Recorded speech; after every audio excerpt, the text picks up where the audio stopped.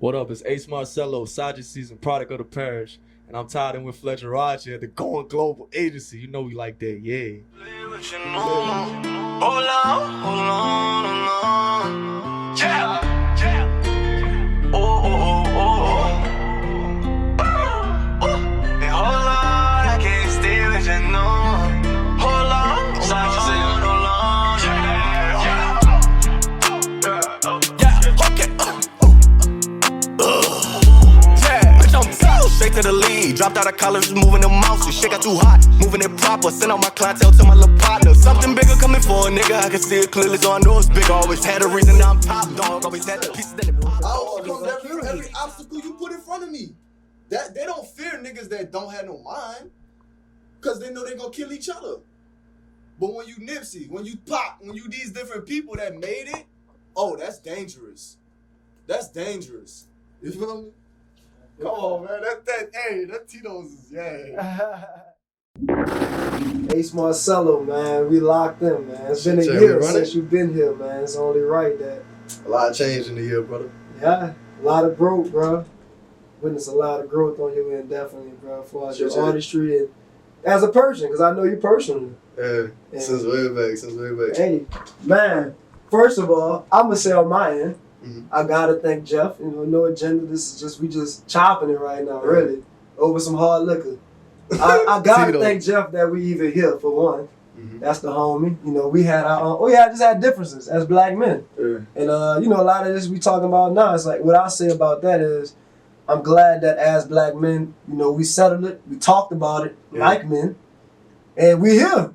Yeah. Life short, you said it, like, hey, life too short for the BS, man. It's a beautiful thing to have these talks that we had years ago about building our own shit and just where we wanted to be at. And then to see it all happen and come to fruition is also like, damn, okay, we made this shit happen. Facts. We ain't where we want to be yet, but we getting in that direction. Facts. And it's like, that's a powerful thing to me. Yeah. You know what I'm saying? Yeah, and you know, and them garage talks chilling. Yeah, in front of the house. Yeah, in front of the driveway talks. You was like, you always, I think, as an artist, that's important. I think that's the first thing I definitely want to talk about. You always talked about the importance of having a strong team. Yeah. Elaborate a little bit on that, my man. I mean, they always say it take a village to raise a man. And, you know, what they say, no island can survive on its own. Yeah. I think a lot of times we go through life feeling like you get turned off from a lot of things, right? Just the pressures of being outside and feeling like, damn, I see that going on. Let me stay away. Let me be guarded. Let me be closed off. And especially being from the parish, you know, that's just, you go to the gas station, niggas mugging. And it's like, it make you respond a certain way. But just understanding, like, nothing can be accomplished by one person. It never, you know, Rome wasn't a great civilization by just the emperor. There was a lot of people that had to work cohesively to make anything happen. Facts. And just understanding that process of like, man, whatever I want to do in life, whatever you want to do in life, there has to be a team effort in some fashion. Yeah. You get what I'm saying? And it's like, all right, understand that we not the same, everybody different, but that's okay. That don't mean you better or worse than nobody. Just figure out a way to work. And I think that's what great leaders do, for sure. For sure. Yeah, and I definitely want to talk about, you know, those people first. So definitely mention them. We was talking about a graphic designer. I know you work with. Yeah. I know you also did your last video with my boy Mason. Yeah. You know what I'm saying? Shout out Mason Kwame. My brother been doing the videos for a little minute. Shout out Lonely, been editing. Lonely out of BR, been editing the videos. Well, just edited a video recently for me. Shout out Swagger, my engineer. For show Swagger season, you feel what I'm saying? My boy Chizzy, like we was talking about from Out of Luxury, he been doing a lot of graphic stuff for me, visualizers. JP Austin, just a lot of people that I got on the support level. Yeah. Just like bouncing ideas with, and just, you know, going through a level up process of, okay, this is how we should strategize around certain things. But I've been learning how to do a lot of stuff myself. Like as far as, you know, buying equipment to record at my house. So I don't have to go to a studio every time. I'll just learn how to record my shit and then send it off to Swagger.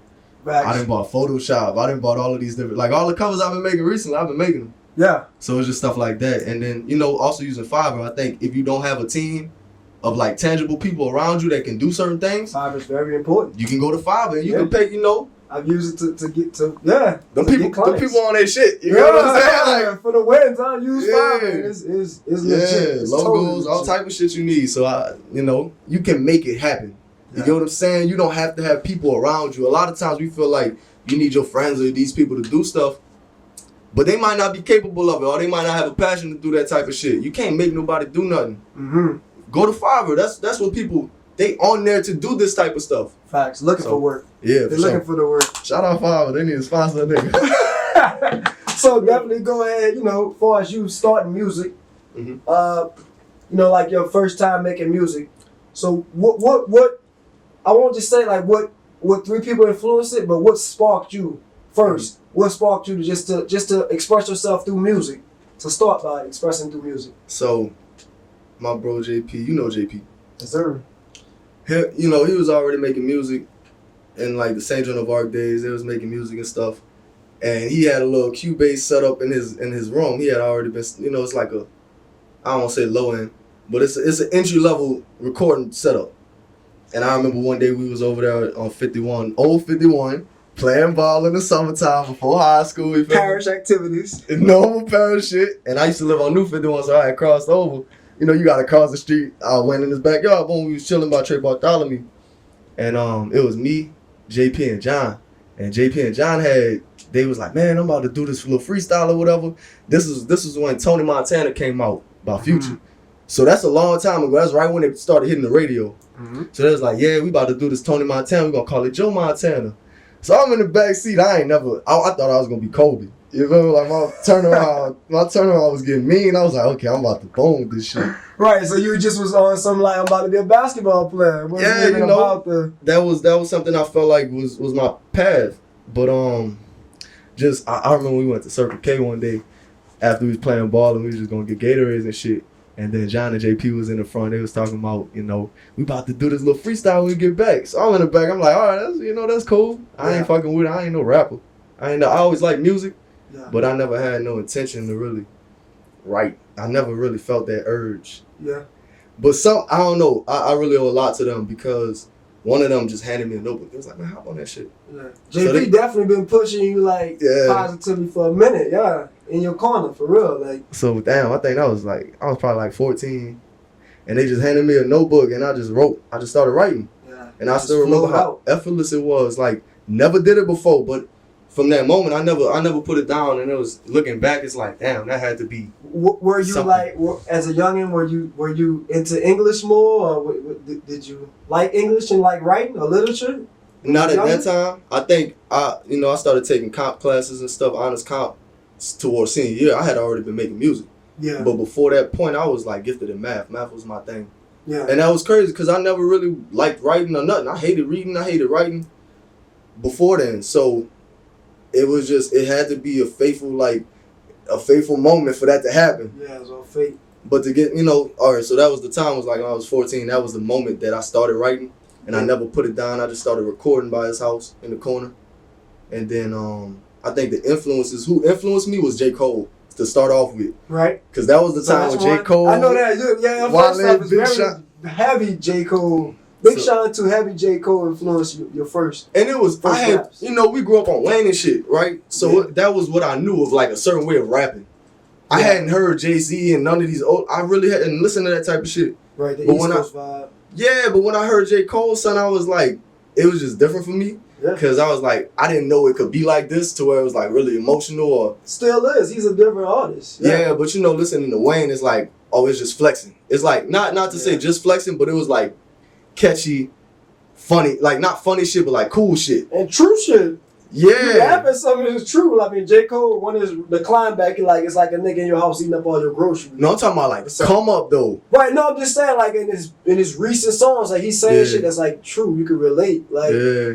I didn't know rap could be like that, to be real. It felt therapeutic. Mm. And so when I started listening to Cole, I was like, okay, I had subconsciously, I didn't know this, but I had been going through a lot of shit, just not having my father around. Yeah. And so maybe that was it. So I was like, okay, well, this is a medium for me to right. Just He's talking about those different things, those aspects. Yeah, it's crazy looking back. But J. Cole is definitely an influence. Wayne, of course, I used to rap Hot Boy shit all the time when I was a kid. Mm-hmm. And then the more I fell in love with it, it became like, you know, you start researching UGK and Outkast and Jay-Z. Yeah. And I was getting to an age where I could understand what they was talking about. Right. Before I could, you know, they was couldn't cold. relate to it, but I'm trying to think who else. And Gates was somebody that popped off around that time. Yeah. And then it's like, all right. I remember it was like, all right, we in the car. I'm in the car with my cousin OJ, and he had put on the first Gates song I ever heard was Trap Girl. Yeah. And it was like 27.5, call me out of town shorty. I'ma drop it off. I'll be out of town shortly. And I'm like, who the fuck is this nigga? Like, who is this? And then he was like, man, that's Kevin Gates, you know, but we even be off. Right. So that was the first moment for me to feel like, damn, all right, this somebody 30 minutes from where I'm at right now. I had already started my journey to rap. I was like, damn, okay. Wayne was different. He had already blew up. Right, he was major already. Yeah, to be at that age where I'm doing it and to see somebody doing it here and like on his come up, that was something for me to like, damn, all right, this is possible. Like, I can do this. And I started taking it real serious because of that, because of Gates. Yeah. And Gates still an influence. Still, you know what I'm saying? I feel that. And that's definitely something, you know, we were talking about because, you know, we had a conversation a long time ago. It's probably like 17. You know, you making music, and we talked about it. And, you know, you had like a lot, I think when I did the video with the Fear, you know, that rapped over that cover with Kendrick. Yeah. You know, it was a lot of conscious. Like you saying, that was your influence. Yeah. And obviously, you switched it up a little bit more. You said it yourself, I still got a text to this day, like, man, I'm about to make, you know, more catchy because it's just like for the grab. And we talked about this off air. Yeah. You were saying, you know, I realized that, you know, I am a business dude. Mm-hmm. My passion is, I still click that switch and it's passion. Yeah. But I'm doing things more business motivated also. So as far as that, and you know, like you posted your streams. You posted, okay, I'm getting traction too. Mm-hmm. And you had traction then too. You got things on Spotify, they got numbers. Yeah, it ain't close. Nah, that shit whole nother level. You know what I'm saying? So definitely talk about that. Just, you know, see like you come at a different angle. Now we getting older. All right, so yeah. Like that's a two-part question. The first part about it was like, you remember when I had started rapping, it was more, you know, because I was in the J. Cole, it was more like I wanted to be the most lyrical version of myself, right? So I was just doing that. But I remember JP Dad at one point, he was, you know, he was listening to the shit we was making. He was like, man, look, you know, we know you could rap, but ain't nothing sticking. Like, what's sticking? What's gonna stick? Yeah. And that was a moment for me to like, damn, all right. I know I like great music because I listen to Bob Marley. I listen to a lot of pop shit. I listen to songs, like catchy songs. So I was like, all right. At some point, like, what do I really want to be? I want to be a great lyricist, or do I want to be a great artist? And if I want to be a great artist, I need to figure out songwriting. I need to figure out how I can utilize my voice in different ways. And then, you know, being influenced by Kendrick, Andre 3000, different people like that, I started understanding that I don't have to have a singing voice to be unique and diverse and be a great artist. So that was the step for me of like starting to do more catchy shit, which is understanding like I want to be a great artist before I want to be a great, not before I want to be a great lyricist, but I think that kind of takes precedent. No, I feel you. And just, yeah, as far as the business side of it is like, if you have it too closely intertwined with your emotions and your you know, your personal feelings, it'll keep you from making certain business decisions around music. Because you could love the music, but understand it's a business. It's the music business, right? So it ain't really personal. It's like, a lot of times shit would keep me from marketing my stuff a certain way or marketing it correctly because I was like, damn, if I do it like this, if people don't fuck with it, I'll feel like it's a personal attack, like it's hurting my ego. Facts. You get what I'm saying? I get it. So I had to find a way to separate the business side of it. Like, yeah, I'm gonna do this shit because I don't want to be a starving artist. Like, man, I got 100 million on my mind at least, and I got people to provide for. Saying stadium status. Yeah, 100%. Yeah. like Jay-Z and Kanye was doing niggas in Paris. Like, I want that type of shit. Because that's what you just said is a segue to what's next. So, okay, that plays into what you just said, marketing, and honestly. You value that. You showed it. You value like you somebody like you just said, okay, now I'm tapping into Photoshop. I made my own album arts. I understand the business of marketing myself now. As much as, you got the team, but it's like you taking it to your own hands. You know, the control, because you saying that too. We talk about that. Like, I'm going to have the control of what I'm putting out as my artistry. So definitely speak on that as far as, because a lot of people not believing in this yet, bro. Where we coming from, like, hey, bro, you need to put 5 times more into marketing. Yeah. It come with self-awareness. I think a lot of people want to make music, but they don't want to understand all of the intricacies of it.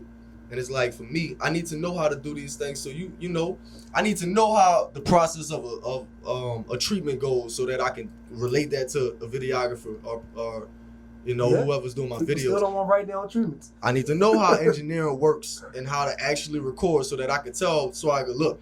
You know, for this one, I'm thinking this. You get what I'm saying? Like, had the levels like this to kind of remind me of this song, or boom.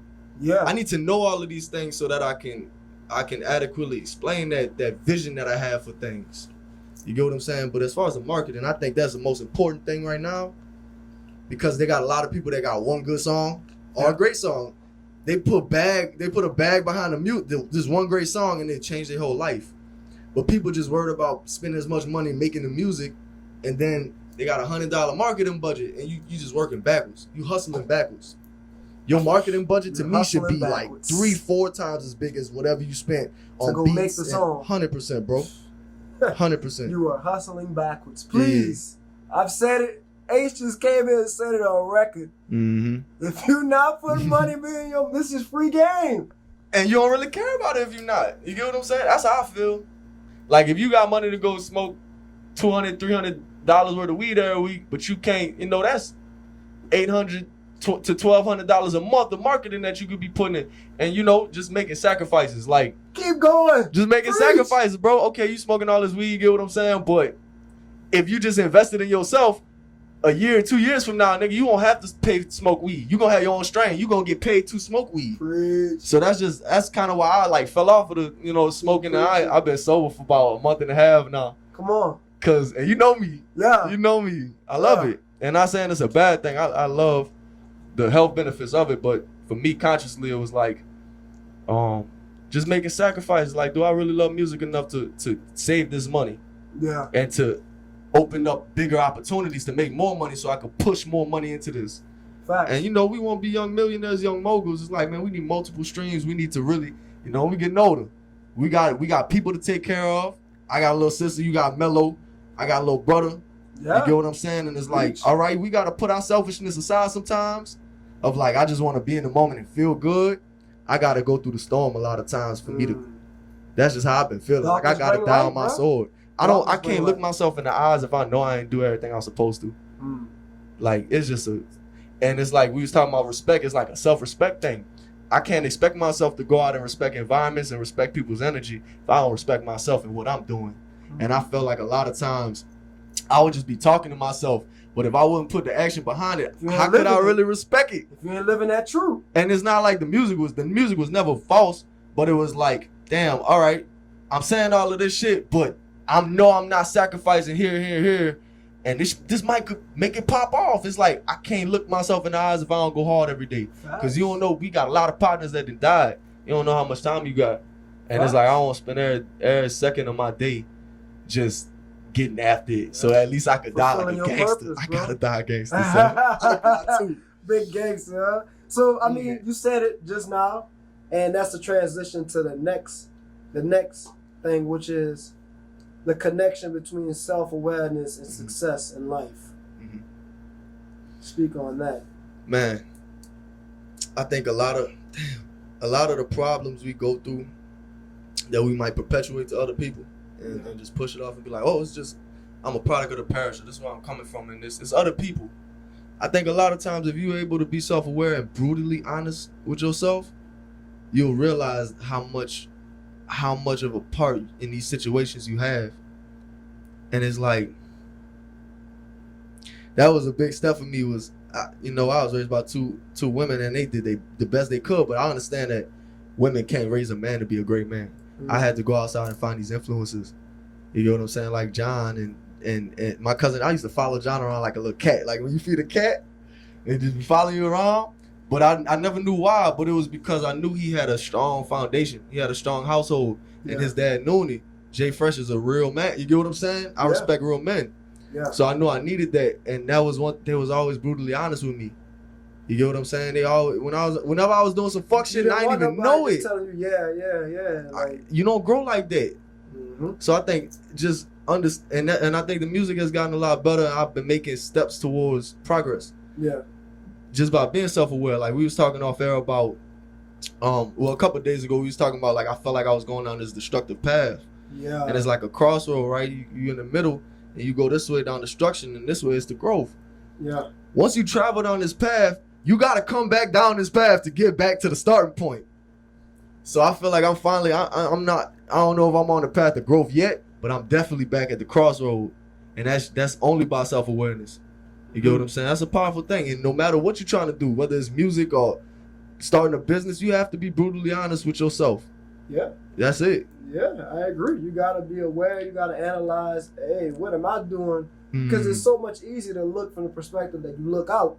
But you got to look within and say, am I doing this to fulfill my purpose? And am I doing any and everything that I can to go as hard as possible? You know what I'm saying? So we not as conscious as we think we are.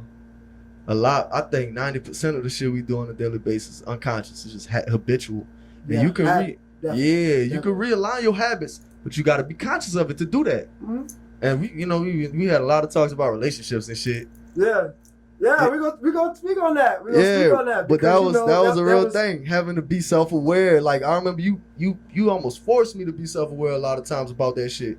Cause when it first happened, you remember I was like, she ain't love me. Yeah, we had a lot of talks at Nike about this. But that was like 2 years ago. Right. That shit really changed a lot of shit for me. Like I see it. I see it.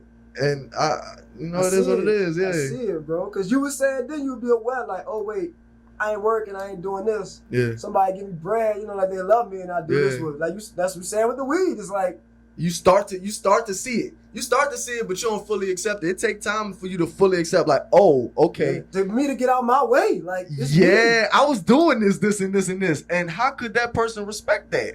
Mm-hmm. You start to feel it, and that's always been my process of, like, growing is, like, I'll start to feel it a little bit, and then I kind of, like, maybe retreat back a little bit, like, nah, I ain't, Yeah. until I fully dive into it. And I'm like, oh, okay, I can see why that shit fell apart. I can see why this didn't work for me. Yeah. And I'm just trying to get it then, like, I'm trying to get to a point where I don't have to backtrack before I understand it. And that's some real stuff, because like you said, that was like 2018. Yeah. So it's like, man, it's taking me this time, and that's my pace. And we still talking about it. That's how you know it's like, that's a pivotal moment. That's a great thing, though. It's pivotal, because, I was going to ask you about that. It's like, you're an artist that you can rap about, your life. Mm-hmm. You can pin game that and make it so, like, insane. That's something. Yeah. Like, you recorded twice. I mean, I watched you recorded by D-Day. So, shout out D-Day, man. Shout out D-Day, for real. That's a real one. And that's like a song that, I'll still listen to, like the interlude, everything, Yeah. And I have watched you as personal, knowing the story and knowing you as an artist that rap about your life. I have watched that. So I would say the question, I guess, is the relationship aspect. It is, that's just like with a female. You speak it on it like, hey, I had other men that influenced me. Yeah. You saying with their fathers and JP father tell you some real stuff. So, like, how do you think that with your music relationship, like a relationship with a female, and some people can't. Some people can't go there as an artist. They can't rap about their life. They can make great songs, and they know how to compose a song, but they can't rap about what's that real pain that's in there. Yeah. Like, what is that you go to bring that out? Like, or is it just your expressions? Is it just you overflowing, or is it just a certain, like you said about your music now? And I go and switch when it's like, okay, I'm going back to my passion because I'm treating my music as business now more so. So what is it you think that, like that's passionate when you rapping about something that's really happening? It's a passionate expression. I think that's just how all of it wound up playing out, because I always, that's why I can make 4 songs, 5 songs a day, because I'm not creating nothing. I'm not like artificially, it's all real. It's just me documenting the process. What up, bro? Kate Lo just walked in the building. Yes, sir. You feel me? Goats. But man, it's just like, for me, it's not really creating anything. It's just documentation. Like Gary Vee talk about that, if you sit there trying to create something, it's gonna take a lot longer than if you actually doing something and you just talking about what you're doing. That's some real ass shit, Trey. But it's also just documentation of your music. Hey, that's but son, I done been on this road for so long, and like I think dealing with family and friends and people being exposed to my music at such an early age, because it was never something that I hid. So I've been dealing with the feedback and like that pain of like putting it out there for so long. Yeah. I just became comfortable. And then, you know, like Gates being one of my influences, that's the type of shit he make. Yeah, so stuff you can feel. You know, I don't really feel bad when I put my shit on Front Street. Yeah. I feel better. I don't like hiding from the world. Yeah. You get what I'm saying? So as far as the relationships, yeah, I like, it ain't even for women to be like, oh, this shit cool or that. It's really not about that for me. It's just honestly how I be feeling. Yeah, just your expression. And it helps, and therapeutically, you know, it helps me get through a lot of that shit too, because I don't have nothing else. I don't really like talking to people about my problems like that. My grandma used to say that a lot, like, you always hold your shit in. And I guess I used to feel like if I would tell them, maybe they wouldn't listen all the way. They would just try to give me advice. And I just be wanting people to listen. So I just put in the music to where you can't tell me nothing about it. You can't give me advice while I'm making the music. Cause it's just there. It's just there, and I get to let it out. Yeah. Yeah. So what's next for you with the music, man? What's next? We got Gabrielle, Scarface, couple joints, I-10. What's next? So depending on when this interview drop, you know, Product of the Parish might be out or it might not be out. Yeah. But we got Product of the Parish dropping October 31st. This is the first time I'm announcing this. I ain't even announced it yet. So we're going to put the interview October 31st. That's a bet. All right, so got Product of the Parish is out now. Go cop that. Go stream that everywhere. Dig what I'm saying? Pume video probably going to be out by now, too. I just been really focused, man, on, like, putting out quality stuff. Mm-hmm. And I got a lot of shit that I just got saved up. You know how I work. So I done already started planning for the next 2 tapes. And, 2021. Yeah, it's just 100%. 100%. As you should be. But nigga just trying to get to the point where we got the bread to invest and do it correctly. Like I want to have the bread to be able to put out as much music as I want to. Multiple projects, multiple songs, and videos as well. Like I don't want to wait 4 or 5 months between each video. I want to put something out at least once every 2 months. Until the point we get to once every 2 weeks. Yeah, stay consistent. Yeah, flooding the scenes, man. Yeah. Oh, I got a feature with Romo Black coming out too. Okay. My boy Romo Black, man. Shout that out. Any artists you interested in working with? Any artists you see out there, maybe for the parish or from anywhere? Yeah, what 3 artists you see yourself? You don't got to limit to 3. Just talk. Yeah, man, for sure. Like, I think me and Cremo, my boy Soup from out the city. From out BR, we about to do something real soon.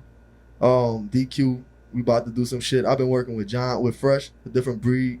We got some more shit. My boy Johan from the city. A different breed. Yeah, my nigga. My dog. That's my brother for real. That's hey. That's fam, for real. Shit, Johan, my boy Han from the city, we got something on the tape. Matter of fact, me and Han and me and Fresh got something on the tape. So y'all gonna hear them real soon.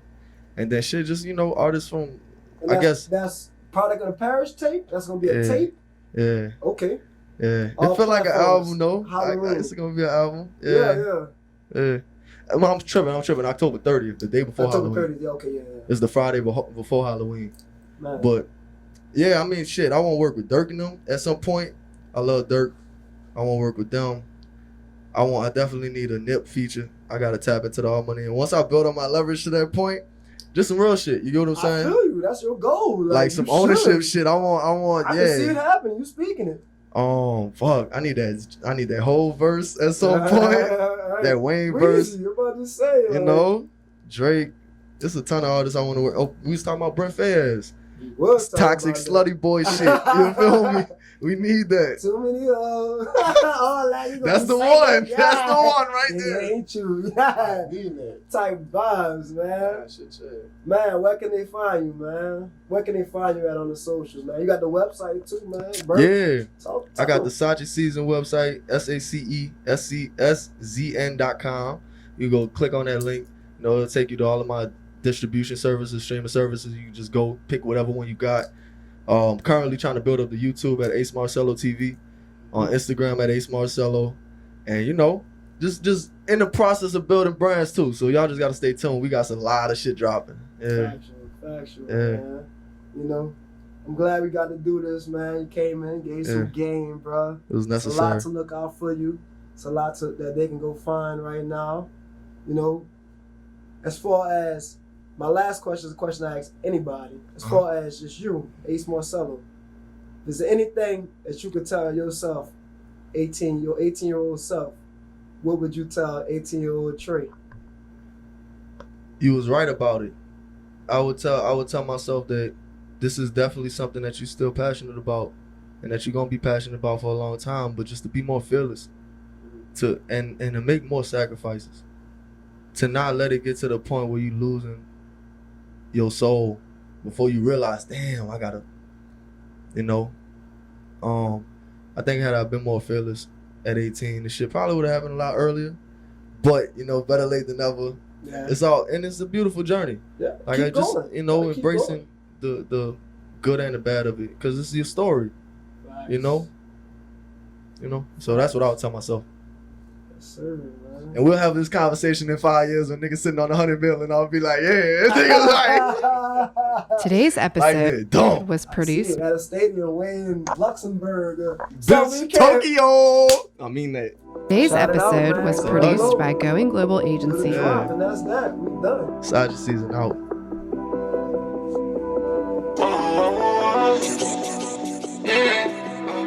Roller coasting through my city, shit get dangerous. When I'm with she yelling to me, now it's wavy. Super soaking in the seats, man, it's crazy. Roller coasting through Louisiana daily. Up and down, turn around and let me see you take it higher. Fuck the white, I'm sipping crown. I'm a king, I feel exotic. She got tattoos on her face, but got designer on her body. Like to see her put it on and love to see her come up out it. I might pull up out the lake and I'ma let you draw the boat. When you start to do your did, it make me feel like I'll be floating. And it's just for my amusement, finna park, I'm tired of driving.